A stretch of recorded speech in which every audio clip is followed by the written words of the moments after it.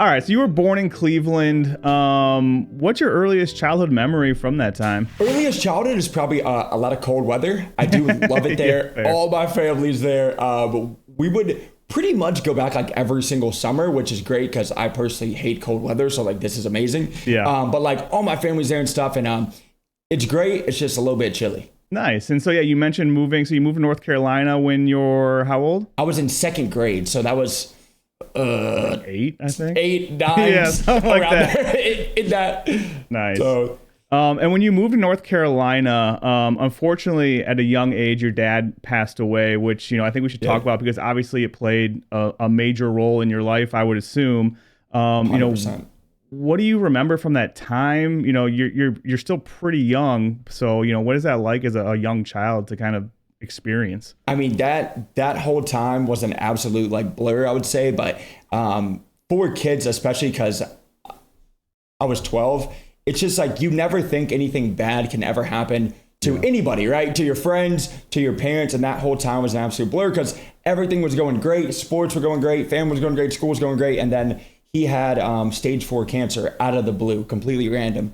And he had it, I think he got diagnosed in around April and then he passed away in July. So it was like a super quick cancer of stage 4. And it's just crazy how that now just like shapes like my whole life and content in general, because knowing that nobody's promised at all tomorrow, next week, next month, and he just had like a back pain, and then that completely changed into just like where they found stage 4 cancer from just that. And that has truly shaped like my whole life. Yeah, man. And you have a twin sister, right? So not only does your mom need to grieve, but she can't really too much because she's got 2 kids to raise, Yep. I mean, it's crazy. Like, shout out to Mama Whoa. I mean, takes an insane amount of effort and hero type shit for real. But I mean, gosh, she's the GOAT, man. She's done everything for us ever since then. I could not even imagine. And like, even now, like we've like grown so much closer because of that. Is like, now I know like she's the only one for my whole life now that I like have left. And there's nothing like a like true mom's love.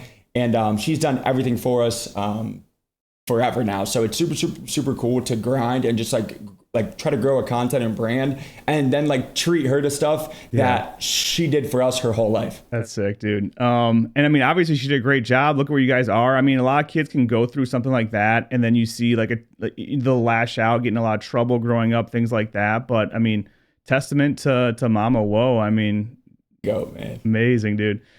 So you kind of mentioned that like shaping your whole life, who then become like the major influences in your life growing up, when you're missing the father figure role? Yeah, I would probably say a lot of like either like church, cause then dude, like our whole church like super surrounded us bro, for kids especially, man, like that's so important. And then like I would probably say like even like close friends' dads, because they knew how important that was. And I had so many just great friends that had like awesome parents that truly surrounded us with like food, like especially then at that time was just such a crazy time that they brought us food. They did a ton of stuff for us because they knew, especially for my mom, how difficult that is. Yeah. Trying to then like have her 2 kids like grow up and just somehow have a kind of normal life when something as catastrophic as that happens. Yeah. I mean, dang, you could probably go on forever about your mom, but I mean, like,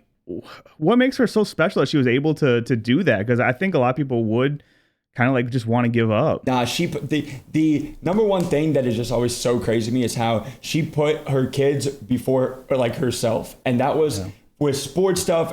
She would buy us like I'm not even kidding you, probably has like some of the same clothes she had then now and like now. And I'm like, Mom, we're going shopping. I'm like, nah, we're going. And she's like, no, don't give me anything. And like she would buy us stuff for sports, for school, whatever we needed before she ever got anything for herself. And she truly put her kids before her. And it's so cool now that anytime like we ever go anywhere, she's like, no, I'm like, Mom, you're not paying for a single meal. Like that is just something that I love to do for her because I know that she's done so much for us growing up and how tough that time had to be. So it's cool because she's like, don't buy me anything. I'm like, Mom, that is the bare minimum least I could do for you. Like, you don't understand. Yeah. So she's freaking awesome, man. Damn, man, that is so cool. What do you remember about your dad? You know, what sticks out in your memory from your time with him? He was a great father, man. He truly taught us all of his hobbies, all of his passions. Like, he loved cars, he loved Harleys, he loved tattoos, and he would bring us along with everything that he did. So he did like basically things that ran fast and were very loud. He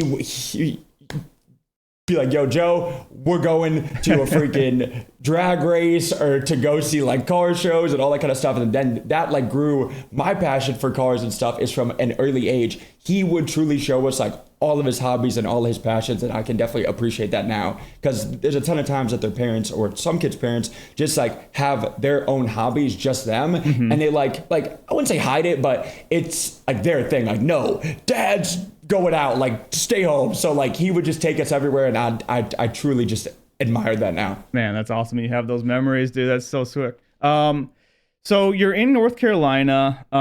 Your dad's passed away. You're in middle school, I would assume, or close to it. What types of things are you into as you're kind of growing up through grade school and middle school then? Definitely sports, bro. I'm a huge basketball guy, like, which we'll probably like way later in the story, but like growing up, I was never gaming. So all I did was play like travel basketball, freaking AAU, and like was traveling like every Friday, Saturday, Sunday to, you know, like hours away for tournaments, which also shout out Mama Woe, had 2 kids in sports. Like she was crushing it, but was always going somewhere for basketball. And that was like my rock growing up. So heck yeah. No, what you're saying about Mama Woe traveling is 100% real that I can relate to. So I played traveling baseball. We played like 180 games a summer, like for real. So we were going every single weekend. We would meet up, we would caravan like as a team to like all these different states, dude. It was like the best time of my life. But when you look back at it, you're just like, man, my parents like were real ones. Cause like, you know, they're still like